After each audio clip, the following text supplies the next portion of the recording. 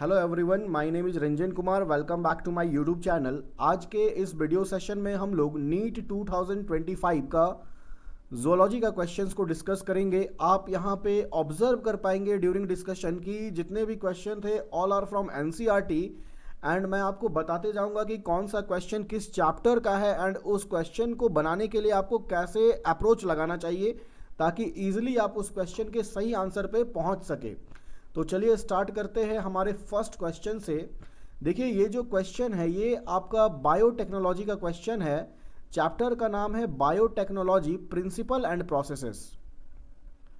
Biotechnology principle and processes and ये जो question आपको दिख रहा है ना, ये एक्चुअल में टॉपिक है सिलेक्शन ऑफ रिकॉम्बिनांट्स फ्रॉम नॉन रिकॉम्बिनांट्स, है ना।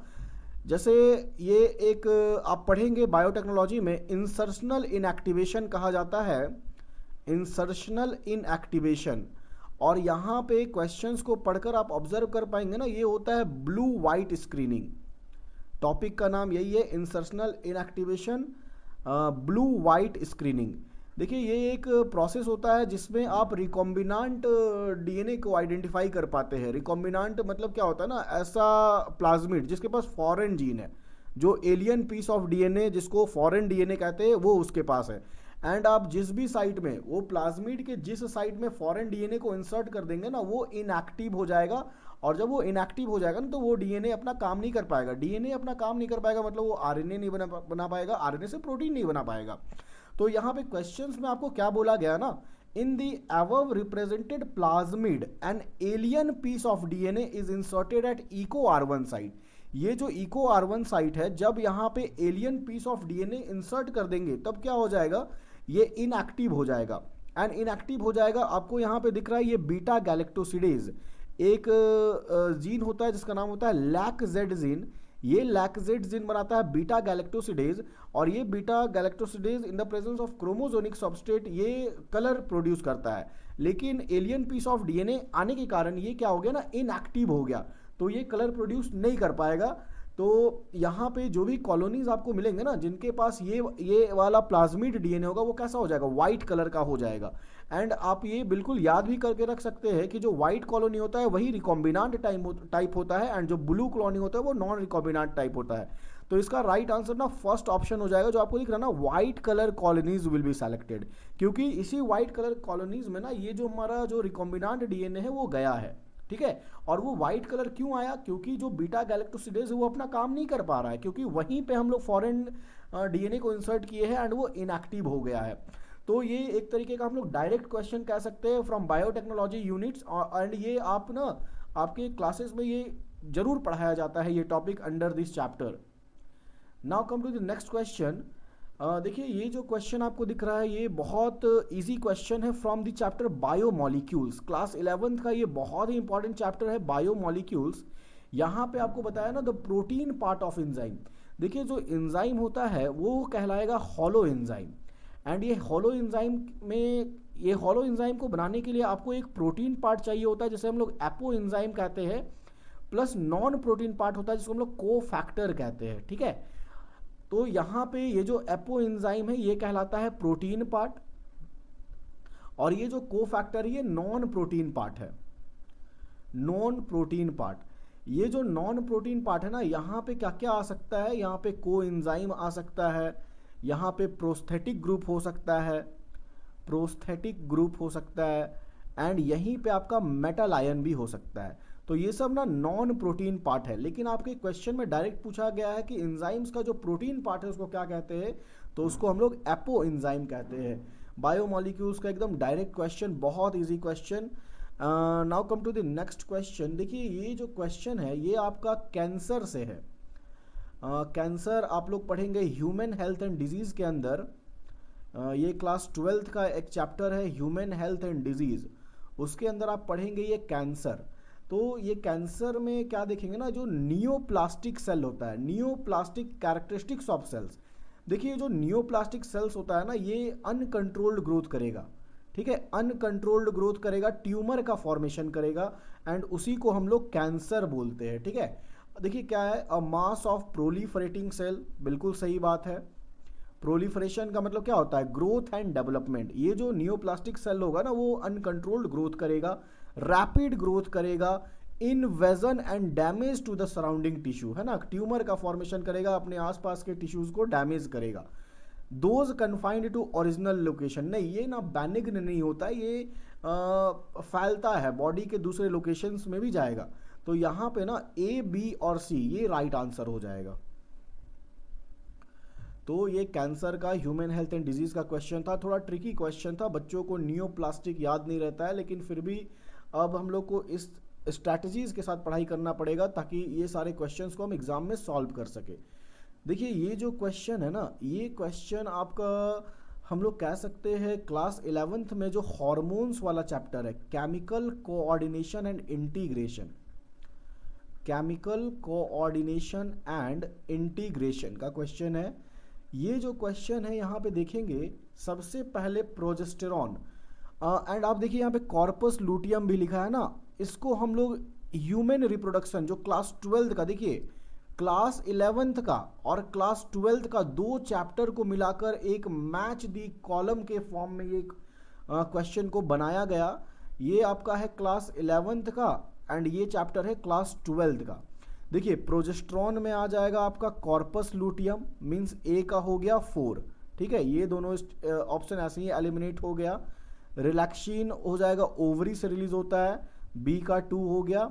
मिलेनोसाइट स्टिमुलेटिंग हार्मोन ये एंटीरियर पिट्यूटरी रिलीज करता है, तो यहाँ पे पार्स इंटरमीडिया, सी का 1। देखिए ये third option is the right answer, and catecholamines is adrenal medulla, है ना। ये तो ये आपका chemical coordination integration and human reproduction, जिसे दोनों को मिलाकर ये क्वेश्चन फ्रेम किया गया है। बहुत अच्छा क्वेश्चन है ये। Now come to the next question. देखिए direct question from the chapter human reproduction, class 12th का रिप्रोडक्शन यूनिट का ये क्वेश्चन है। ह्यूमन रिप्रोडक्शन से फीमेल्स में जो फर्स्ट मेंस्ट्रुएशन होता है उसे हम लोग क्या कहते हैं, मिनार्क कहते हैं। देखिए फर्स्ट मेंस्ट्रुएशन जो फीमेल्स में होता है ना, इसे हम मिनार्क कहते हैं। एंड जो लास्ट या फिर जो end of menstrual cycle, end of menstrual cycle जो कि आपका 45 to 50 ईयर्स ऑफ एज में होता है ना, 45 to 50 ईयर्स ऑफ एज, इसे हम लोग मेनोपॉज कहते हैं। यहाँ पे मेंस्ट्रुअल साइकिल का एंड हो जाता है, रुक जाता है मेंस्ट्रुअल साइकिल, तो वो मेनोपॉज कहलाता है। स्टार्टिंग को मिनार्क कहते हैं एंड एंड को हम लोग मेनोपॉज कहते हैं। तो आपका ये क्वेश्चंस भी डायरेक्ट और इजी के कैटेगरी में इसको हम रखेंगे, बहुत इजी क्वेश्चन है। अब देखिए ये जो क्वेश्चन है, ये क्वेश्चन आपका बायोटेक्नोलॉजी एंड इट्स एप्लीकेशन से है, बहुत easy question, direct from the NCERT. Biotechnology and it's applications, class 12th का ये चैप्टर है, बायोटेक्नोलॉजी यूनिट्स। यहाँ पे आपसे पूछा गया ना कि ये जो ह्यूमन इंसुलिन है ये एली लिली कंपनी ने बनाया था, किसका यूज करके बनाया था, तो ये बैक्टीरिया था ई कोलाई, ठीक है। तो इसका राइट आंसर हो जाएगा option number 3, direct from the NCERT. बहुत स्कोरिंग क्वेश्चन है ये। Now come to the next question. देखिए ये क्वेश्चन आपका क्लास 11th का from the chapter animal kingdom, and ये क्वेश्चन रिपीटेड रहता है, एनटीए का ये फेवरेट क्वेश्चन है। एनिमल किंगडम जब आप पढ़ेंगे तो आप देखेंगे कि असर्शन में लिखा है ना, ऑल वर्टेब्रेट्स आर कॉर्डेट्स, जितना वर्टेब्रेट्स है वो कॉर्डेट्स होता है, लेकिन सारा कॉर्डेट्स वर्टेब्रेट्स नहीं होता है। आप देखेंगे कि जो फाइलम कॉर्डेटा होता है ना, उसका 3 डिवीजन होता है, जिसे हम लोग यूरोकॉर्डेटा, सिफेलोकॉर्डेटा और वर्टेब्रेटा कहते हैं। तो all vertebrates are chordates but all chordates are not vertebrates, बिल्कुल सही स्टेटमेंट है। एंड क्या होता है ना कि यहाँ पे the member of sub phylum vertebrata possess notochord during the embryonic period, the notochord is replaced by cartilaginous और bony vertebral column in adults. देखिए रीजन भी बिल्कुल सही है, असर्शन एंड रीजन, मतलब जो रीजन है ना वो असर्शन को एक्सप्लेन कर रहा है, ठीक है। तो इस क्वेश्चन का जो राइट आंसर हो जाएगा option number 3, both assertion and reason are true and reason is the correct explanation of assertion. ये एक तरीके से हम लोग कह सकते हैं ना, ये रिपीटेड क्वेश्चंस है, ये बहुत बार पूछा गया है नीट एग्जाम में। देखिए ये जो आपका match list 1 and list 2, actual में ये जो क्वेश्चन है ना, ये भी आपका बायोमॉलिक्यूल्स से है। बायोमॉलिक्यूल्स क्लास 11 का एक बहुत ही हाई वेटेज चैप्टर है। बायोमॉलिक्यूल्स में आप देखेंगे जब न्यूक्लिक एसिड को पढ़ेंगे तब आपको ये मिलेगा। देखिए यहाँ पे सबसे पहले जो एडिनोसिन है, एडिनोसिन एक तरीके का ना न्यूक्लियोसाइड होता है। न्यूक्लियोसाइड हम लोग किसको बोलते हैं, तो sugar plus nitrogenous base, sugar plus nitrogenous base ये दोनों जब मिल जाए तो ये कहलाता है न्यूक्लियोसाइड। एंड यही आपका एडिनोसिन है एक एग्जाम्पल, जहाँ पे शुगर प्लस एडेनिन मिलेगा तो न्यूक्लियोसाइड एडिनोसिन बनेगा। एंड यहाँ पे जो एडिनाइलिक एसिड है ये एक तरीके का न्यूक्लियोटाइड है। अगर शुगर प्लस नाइट्रोजनस बेस, इसी में अगर हम लोग फॉस्फेट को ऐड कर देंगे, इसी में अगर हम लोग फॉस्फेट को ऐड कर देंगे तो ये क्या कहलाने लगेगा, ये कहलाने लगेगा न्यूक्लियोटाइड। तो ए का 3 हो गया, बी का 2। एडेनिन क्या है, एक नाइट्रोजनस बेस है, एंड एलानिन एक एमिनो एसिड है। तो यहाँ पे देखिए ए का 3, बी का 2, सी का 1 एंड डी का 4। तो फर्स्ट ऑप्शन यहाँ पे मेरा राइट हो जाएगा। ये बायोमॉलिक्यूल्स का एक आसान कैटेगरी के इसमें हम लोग रख सकते हैं, क्योंकि आप जो भी कहीं से भी आप पढ़ते हो ये जरूर पढ़ाया जाता है क्लास 11th में। अब देखिए ये फ्रॉग का क्वेश्चन है। फ्रॉग तो इस बार छा गया है ना, फ्रॉग इस बार नीट 2025 में छा चुका है। देखिए ये फ्रॉग में क्या बोल रहा है ना, ये renal portal system is a special venous connection. तो फ्रॉग में क्या होता है ना, मान लीजिए ये किडनी है, एंड किडनी से क्या होता है ना, जो लोअर बॉडी पार्ट्स है, suppose that this is the lower body parts, frog का ये लोअर बॉडी पार्ट्स है। तो यहाँ पे क्या होता है ना कि जो किडनी को उसके लोअर बॉडी पार्ट्स से जोड़ रहा है, ठीक है, किडनी को उसके लोअर बॉडी पार्ट्स से जोड़ रहा है, तो उसी को हम लोग रेनल पोर्टल सिस्टम कहते हैं। तो इस क्वेश्चन का आंसर है 106 नंबर क्वेश्चन का ऑप्शन नंबर 2। एंड ये आपका फ्रॉग से क्वेश्चन है, जो एनिमल टिश्यूज स्ट्रक्चरल ऑर्गेनाइजेशन इन एनिमल्स पढ़ते हैं ना हम लोग, वहाँ का ये क्वेश्चन है, बहुत आसान क्वेश्चन। देखिए ये आपका पीसीआर पॉलीमरेज चेन रिएक्शन है ना, यहाँ पे डीएनए को एम्पलीफाई किया जाता है, डीएनए का एम्पलीफिकेशन होता है। ये भी क्वेश्चन आपका बायोटेक्नोलॉजी से है, बायोटेक्नोलॉजी प्रिंसिपल एंड प्रोसेसेस का क्वेश्चन है। तो क्या किया जाता है ना, डीएनए को इस 2 to the power n के रेट से एम्पलीफाई होता है डीएनए सैंपल। तो ये भी बहुत आसान क्वेश्चन है, बायोटेक्नोलॉजी प्रिंसिपल एंड प्रोसेसेस का, क्लास 12th का ये चैप्टर है। अब देखिए ये जो क्वेश्चन है, ये क्वेश्चन आपका ह्यूमन रिप्रोडक्शन का है, ह्यूमन रिप्रोडक्शन का क्वेश्चन है ये। देखिए ये क्वेश्चन में जैसे आपको हम बता दें क्या क्या होता है। तो जब प्रेगनेंसी का फर्स्ट मंथ चल रहा होता है ना, during first month of pregnancy, तो यहाँ पे हार्ट का फॉर्मेशन होता है, and eight the end of first month heart completely formed हो जाता है। अगर हम लोग बात करते हैं सेकेंड मंथ का, 2 और 1 3, तीसरे महीने से है ना, 3 महीने को हम लोग क्या कहते हैं, फर्स्ट ट्राइमेस्टर। 3 ट्राइमेस्टर होता है ना, 9 महीने का, 3 3 6 3 9।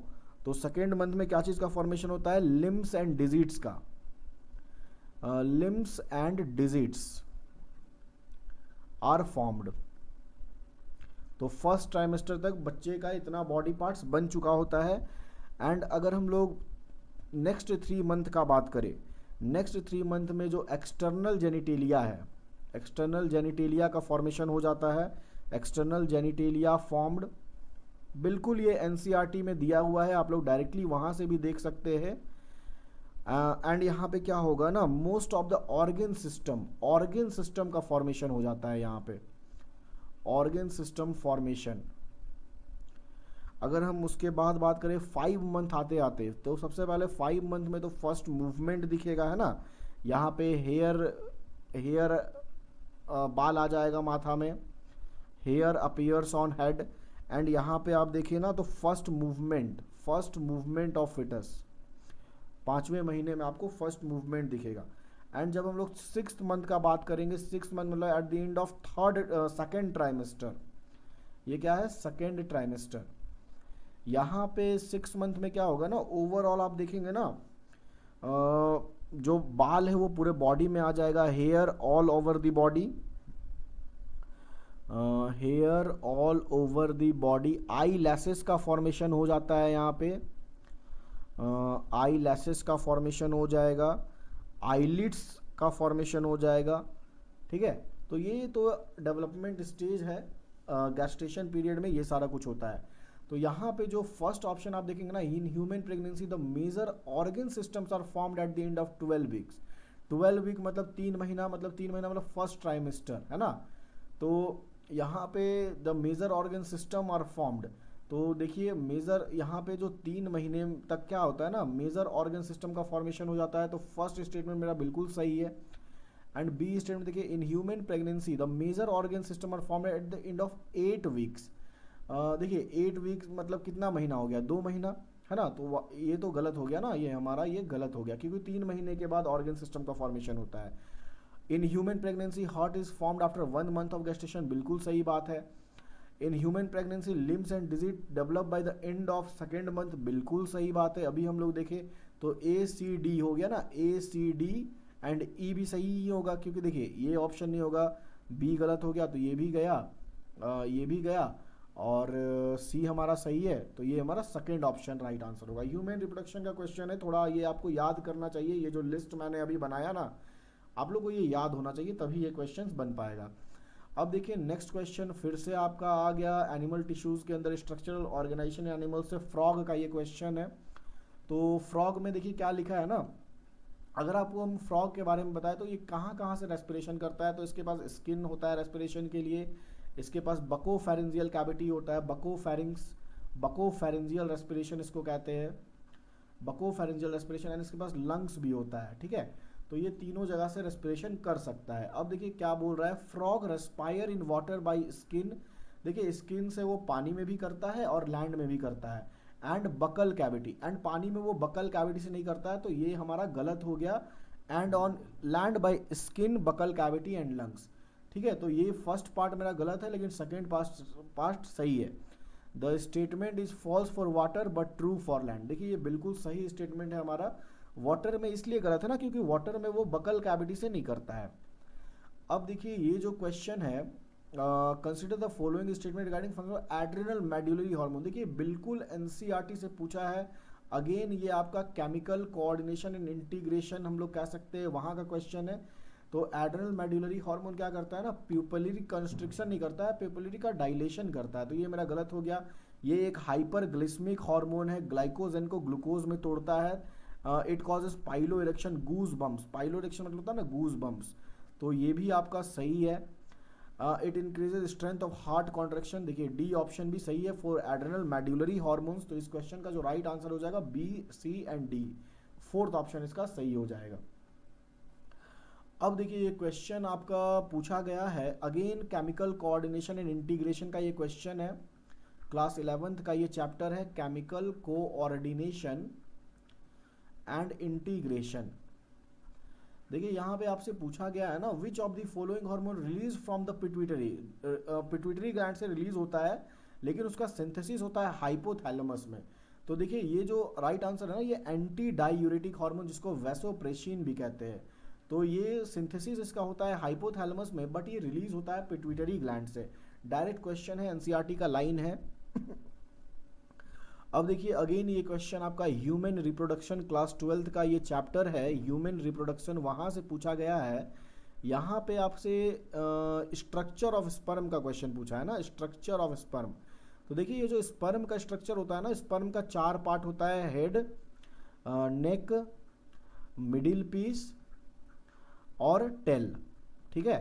तो वही आपको 4 पार्ट दिया है।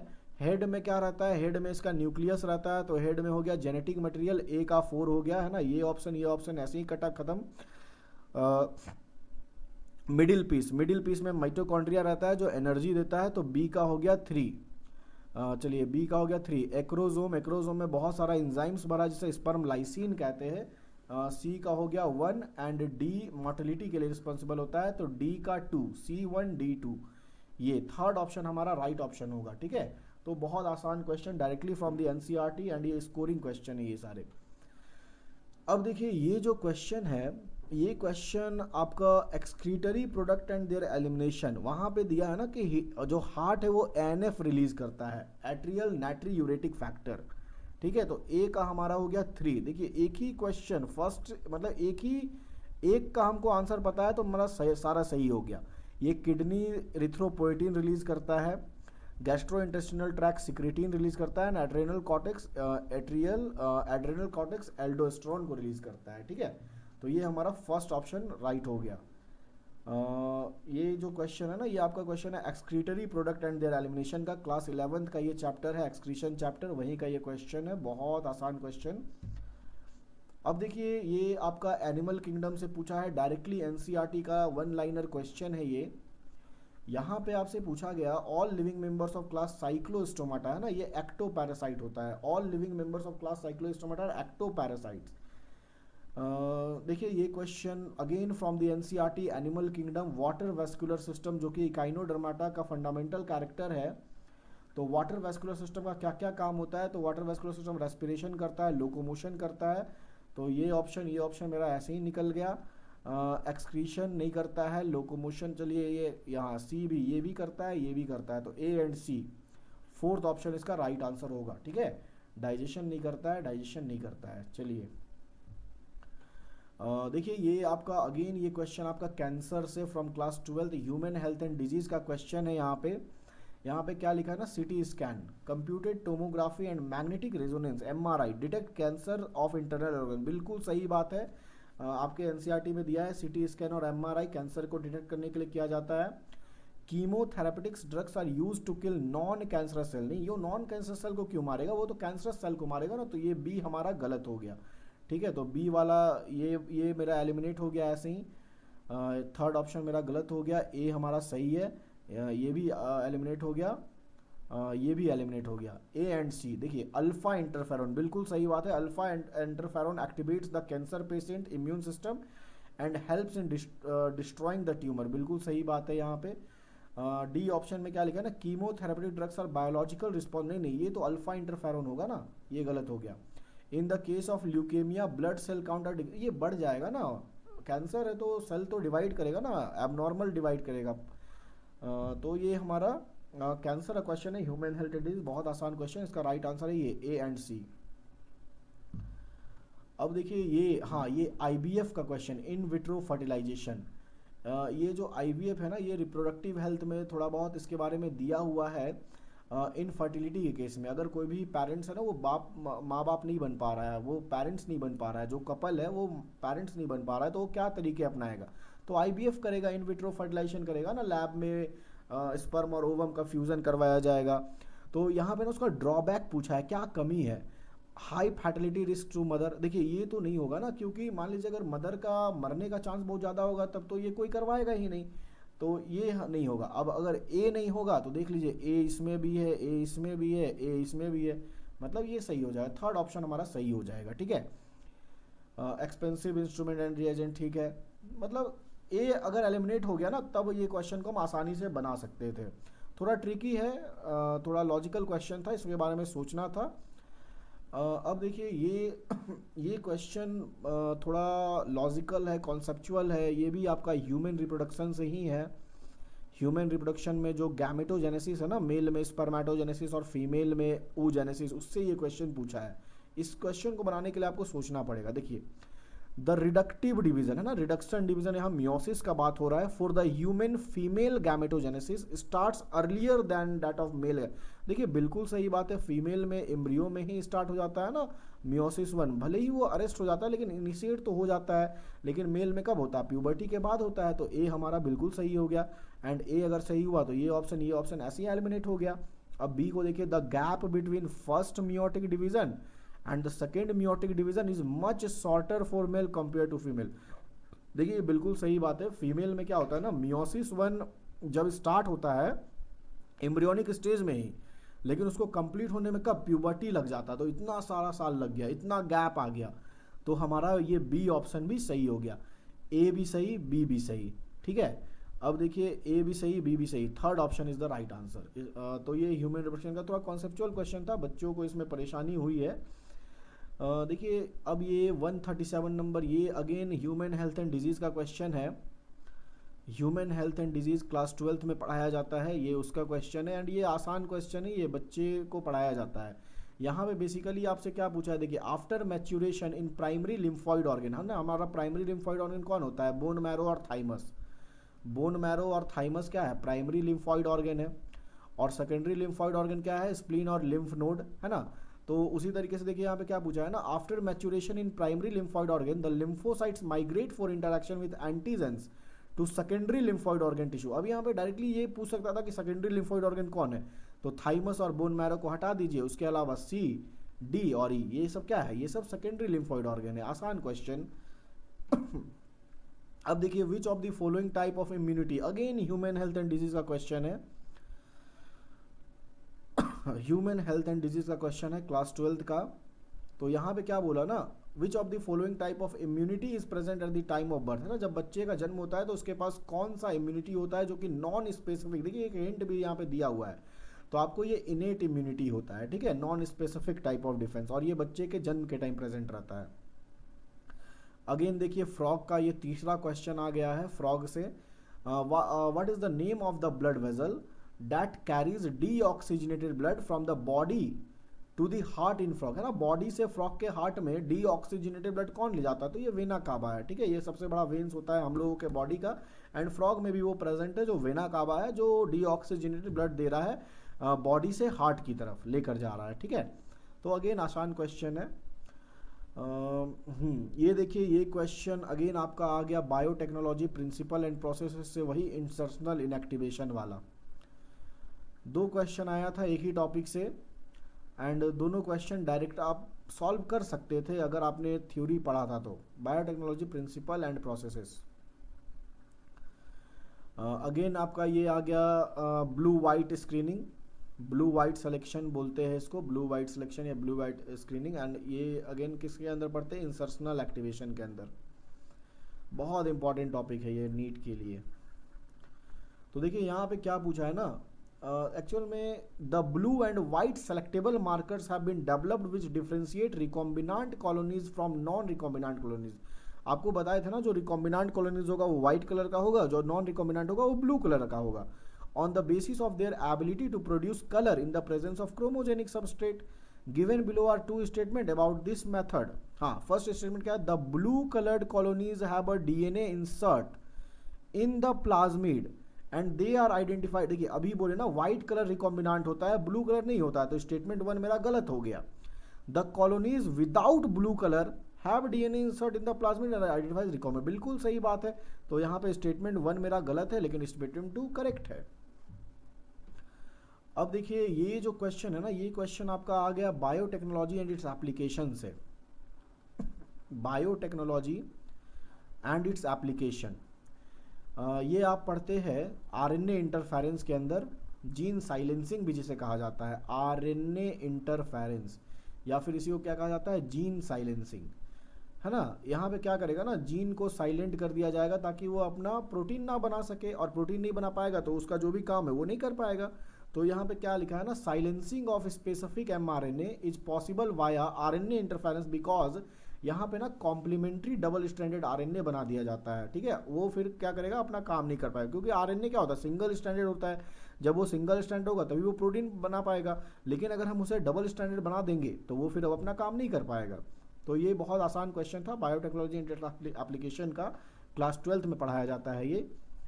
हाँ, एक देखिए ये क्वेश्चन बच्चों को बहुत परेशान किया, while trying to find out characteristics of a newly found animal, a researcher did the histology of adult animal and observed a cavity with presence of a mesodermal tissue towards the body wall। देखिए ये coelom का question है। अगर हम आपको बताएं कि ये सिलोम क्या होता है एक्चुअल में, तो अगर आप हमारे बॉडी को देखें ना तो कुछ इस तरीके का हमारा बॉडी होता है, एंड आप यहाँ पे ऑब्जर्व करेंगे ना कि हमारा माउथ से लेके एनस तक जो ये लॉन्ग ट्यूब होता है इसको हम लोग एलिमेंट्री कनाल बोलते हैं, ठीक है, या फिर इसको गट बोलते हैं।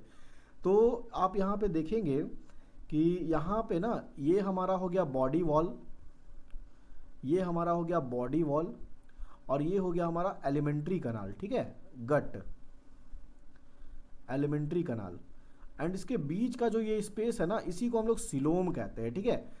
अब ये जो आउटर एक्टोडर्म होता है, मिडिल मेसोडर्म होता है और इनर इंडोडर्म होता है, ये 3 जर्म लेयर होते हैं। एंड यहाँ पे क्या लिखा है ना, जो मेसोडर्मल टिश्यू है, ये जो मेसोडर्मल टिश्यू है ना ये सिर्फ बॉडी वॉल के साइड है, ठीक है, and no mesodermal tissue are observe toward the alimentary canal. देखिए अगर ऐसा हो कि जो मेसोडर्म है वो सिर्फ बॉडी वॉल के साइड है सिर्फ बॉडी वॉल के साइड है, एलिमेंट्री कैनाल के साइड नहीं है, तो इसको हम लोग स्यूडोसिलोम कहते हैं, ठीक है। थोड़ा ये ट्रिकी क्वेश्चन था, आसान तो नहीं बोलेंगे इसको, लेकिन फिर भी एनिमल किंगडम के अंदर क्लास 11th में पढ़ाया जाता है स्यूडोसिलोम के बारे में। चलिए नेक्स्ट क्वेश्चन की तरफ बढ़ते हैं। इस क्वेश्चन का राइट आंसर स्यूडोसिलोमेट होगा। अब देखिए again biotechnology principle and processes का ये क्वेश्चन है, बायोटेक्नोलॉजी का question, biotechnology principle and processes. देखिए ये जो क्वेश्चन है ना आसान क्वेश्चन है, ठीक है, एनसीईआरटी डायरेक्टली फ्रॉम एनसीईआरटी है। यहाँ पे क्या पूछा है, which of the following enzyme are not essential, gene cloning है ना, जीन का कॉपी बनाने के लिए कौन सा एंजाइम्स एसेंशियल नहीं है। तो देखिए यहाँ पे ना जो डीएनए म्यूटेज है ये हम लोगों को नहीं चाहिए, डीएनए रिकॉम्बिनेज नहीं चाहिए बायोटेक्नोलॉजी में, तो सी और डी इसका राइट आंसर हो जाएगा, ठीक है। बाकी हमको रेस्ट्रिक्शन एंजाइम सबसे ज़रूरी है, डीएनए लाइगेज भी ज़रूरी है, डीएनए पॉलीमरेज भी ज़रूरी है, तो ए बी ई चाहिए, सी और डी नहीं चाहिए फॉर जीन क्लोनिंग। अब देखिए ये अगेन एक क्वेश्चन फ्रॉग से आ गया, 4 क्वेश्चन फ्रॉग से आ गया एक ही चैप्टर से। विच of the following statement is correct about location of male frog copulatory pad, है ना, मेल के पास उसके फर्स्ट डिजिट, 4 लिम्ब के फर्स्ट डिजिट में ना कॉपुलेटरी पैड होता है जो ड्यूरिंग कॉपुलेशन फीमेल को होल्ड करने का काम आता है, तो वो उसके 4 लिम्ब के फर्स्ट डिजिट में प्रेजेंट होता है। डायरेक्टली फ्रॉम एनसीईआरटी ये क्वेश्चन पूछा गया है, बहुत आसान क्वेश्चन। हाँ अब देखिए ये जो क्वेश्चन है ना ये आपका excretory product and there elimination, human physiology class 11th के अंदर पढ़ाया जाता है, excretory product and there elimination. देखिए ये जो क्वेश्चन है ना यहाँ पे आपको 2 चीज़ रिप्रेजेंट करता है। वैसे ये फोटो तो डायरेक्टली एनसीईआरटी का है, यहाँ पे जो वापस से रिनल टोब्यूल के अंदर घुस रहा है ना ये सिक्रीशन को रिप्रेजेंट करता है, एंड जो उससे निकल रहा है ना ये रीएब्जॉर्प्शन को रिप्रेजेंट करता है, ठीक है। एंड आपको यहाँ पे बताना है ना सही कौन है, which of the following type में correct with regard to PCT and DCT, proximal convoluted tubule and distal convoluted tubule of nephron. तो देखिए यहाँ पे ना आपको अगर NaCl दिखा दिया सिक्रीशन में तो ये ऐसे ही गलत हो गया, क्योंकि NaCl कभी भी सिक्रीशन में नहीं जाएगा। एंड वाटर अगर सिक्रीशन में दिखा गया तो ये भी गलत हो जाएगा, वाटर भी सिक्रीशन में नहीं जाएगा। यहाँ पे भी वाटर दिखा दिया है तो ये भी हमारा गलत हो गया, तो राइट क्या हो गया, लास्ट ऑप्शन, ठीक है। अब देखिए नेक्स्ट क्वेश्चन में, हाँ ये अगेन आपका ह्यूमन हेल्थ एंड डिजीज का क्वेश्चन है, क्लास 12th के अंदर पढ़ाया जाता है ह्यूमन हेल्थ एंड डिजीज। तो देखिए ये जो क्वेश्चन है ना अगेन ये हम लोग इसको मॉडरेट की कैटेगरी में हम लोग रख सकते हैं। देखिए यहाँ पे क्या लिखा है, आपको ना जो गलत है वो बताना है। देखिए antigen binding site is located, देखिए एंटीजन जो एंटीबॉडी से बाइंड करता है ना, तो एंटीजन बाइंडिंग साइट कहाँ होता है, तो ये एन टर्मिनल में होता है, ना कि सी टर्मिनल में होता है, तो मेरा फर्स्ट ऑप्शन ही गलत है। बाकी देखिए the heavy and light chain are held together by disulphide, बिल्कुल सही है। Each antibody is a two light and two heavy, बिल्कुल सही है। एंड ये आपका स्टेटमेंट एनसीईआरटी में गिवन नहीं है, लेकिन फिर भी हमको एंड टर्म में ये तो पता है ना ये नहीं करेक्ट है, तो ये क्वेश्चन बनाया जा सकता था। एंड ये जो सेकेंड ऑप्शन है ये एनसीईआरटी में नहीं है, इसीलिए हम लोग इसको मॉडरेट का कैटेगरी में रख सकते हैं, लेकिन फिर भी बनाया जा सकता था ये क्वेश्चन। अब देखिए ये अगेन क्वेश्चन आपका ह्यूमन रिप्रोडक्शन के अंदर पढ़ाया जाता है, जब आपको फर्टिलाइजेशन का प्रोसेस पढ़ाया जाता है उस समय। देखिए क्या होता है ना, अगर जुड़वा बच्चा है और दोनों का जेंडर अलग है तो इससे आपको ये पता चल जाना चाहिए कि एक डाइजाइगोटिक ट्विंस का कंडीशन होता है, 2 जाइगोट से ये दोनों बना है, ठीक है। एंड ये कैसा, ये फ्रैटर्नल ट्विंस होता है, ये फ्रैटर्नल ट्विंस होता है। अगर मोनोजाइगोटिक ट्विंस होगा ना तो दोनों का जो जेंडर है वो सेम होगा। तो ये 168 का जो question option number 4 right answer है। अब देखिए ये जो क्वेश्चन है ये इवोल्यूशन से पूछा गया है, क्लास 12th के अंदर पढ़ाया जाता है। इवोल्यूशन में जो एनालॉगस ऑर्गन होता है ना, एनालॉगस ऑर्गन का मतलब होता है कि उसका जो ओरिजिन है ना वो डिफरेंट है, ओरिजिन डिफरेंट है लेकिन वो फंक्शन सेम परफॉर्म कर रहा है, ओरिजिन डिफरेंट है लेकिन वो फंक्शन सेम परफॉर्म कर रहा है, ठीक है, परफॉर्म्स सेम फंक्शंस, इसको हम लोग एनालॉगस बोलते हैं। और जो एनालॉगस ऑर्गन होता है वो कन्वर्जेंट इवोल्यूशन को रिप्रेजेंट करता है, कन्वर्ज जो करता है। तो यहाँ पे आपको दिया है कि स्वीट पटेटो एंड पटेटो, देखिए दोनों का सेम काम है, फूड स्टोर करके रख सकता है, अदरवाइज एक अंडरग्राउंड स्टेम है, एक अंडरग्राउंड रूट है, ठीक है। तो ओरिजिन अलग है लेकिन दोनों का काम सेम है, फूड को स्टोर करना। तो ये क्या हो जाएगा, थर्ड ऑप्शन हो जाएगा, एनालॉगस एंड कन्वर्जेंट इवोल्यूशन। अब देखिए हम लोग ना इंसुलिन को डायबिटिक पेशेंट को डायरेक्टली क्यों नहीं, ओरली क्यों नहीं उसको खिला देते हैं, वो क्या हो जाएगा ना, डाइजेस्ट हो जाएगा, प्रोटीन है, तो प्रोटीन है तो पेट में जाकर डाइजेस्ट हो जाएगा, इसलिए हम लोग उसको ओरली नहीं देते हैं। आसान क्वेश्चन है ये। देखिए ये क्वेश्चन अगेन आपका बायोमोलिक्यूल्स का क्वेश्चन है, ये डायरेक्टली तो एनसीईआरटी का रिएक्शन उठा के दे दिया है, इसकी टोपी उसके सर है ना, यहाँ पे जो ग्रुप है ना वो ट्रांसफर हो जाता है एंड कोई और सबस्ट्रेट आकर इसके इस सबस्ट्रेट के साथ बाइंड कर जाता है एंड ट्रांसफरेज ये काम करता है, डायरेक्टली एनसीईआरटी का बायोमोलिक्यूल्स का ये क्वेश्चन है। हाँ अब देखिए ये जो क्वेश्चन है ये आपका biotechnology, biotechnology principle and processes का क्वेश्चन है। देख रहे हैं ना, बायोटेक्नोलॉजी से भर भर के क्वेश्चन आया है, तो ये यूनिट को तो छोड़ना ही नहीं है हम लोग को। The DNA fragment extracted from gel electrophoresis can be used in construction of recombinant DNA, बिल्कुल सही बात है। रिकॉम्बिनांट डीएनए बनाने के लिए जेल इलेक्ट्रोफोरेसिस से जो डीएनए फ्रैगमेंट है वो हम लोग यूज करते हैं। Smaller size DNA fragments are observed near anode, देखिए बिल्कुल सही बात है, पॉजिटिव एनोड है ना, पॉजिटिव चार्ज होगा उधर स्मॉलर साइज का मिलेगा, while larger fragment are near the well, है ना, इन एग्रोस जेल, ये भी सही है। तो both statement 1 and 2 are correct. आसान क्वेश्चन है ये, डायरेक्टली फ्रॉम एनसीईआरटी है।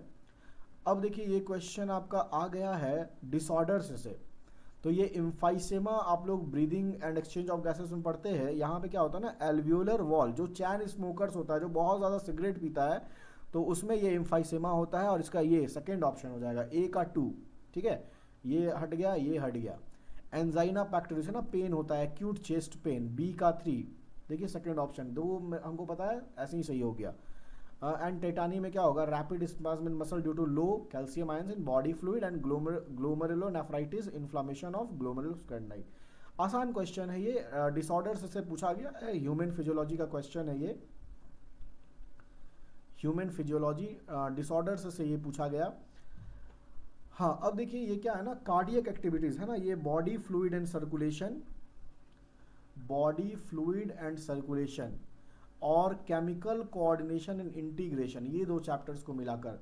देखिए cardiac activities of heart are regulated by nodal tissue, बिल्कुल सही बात है, और स्पेशल न्यूरल सेंटर, बिल्कुल सही बात है, मेडुला ऑब्लोंगाटा में रहता है। एड्रिनल मेड्यूलरी हार्मोन, बिल्कुल सही बात है, ए बी और सी इसका राइट आंसर हो जाएगा ना। एड्रिनल कॉर्टिकल हार्मोन नहीं होगा, एड्रिनल मेड्यूलरी हार्मोन्स इसको रेगुलेट करता है, तो ए और बी इसका राइट आंसर हो जाएगा। तो चलिए यही था पूरा आपका नीट के एग्ज़ाम में जितने भी जियोलॉजी के क्वेश्चंस आए हैं, एंड मैंने जो ऑब्जर्व किया क्वेश्चंस को, अगर बच्चे इस बार पूरे बायोलॉजी के सेक्शन में अगर 330 से 340 के बीच नंबर आते हैं ना, तो आप ये मानकर चल सकते हैं कि बच्चे ने साल भर मेहनत किया है, तभी वो इस मार्क्स तक पहुँच पाए हैं, क्योंकि क्वेश्चंस इस बार का लॉजिकल था, थोड़ा कॉन्सेप्चुअल था, डायरेक्टली एनसीईआरटी का लाइन नहीं था। कुछ क्वेश्चंस थे लेकिन बहुत सारे क्वेश्चंस आप बिना दिमाग लगाए नहीं बना सकते थे, एंड बच्चे मेहनत करेंगे तभी ये क्वेश्चंस को सॉल्व कर पाएंगे, इस तरीके का क्वेश्चन था। होप आपको ये सारे क्वेश्चन समझ आए होंगे। Thanks all of you, thanks for watching my video. Video को लाइक करिए, चैनल को सब्सक्राइब करिए। Thanks all of you.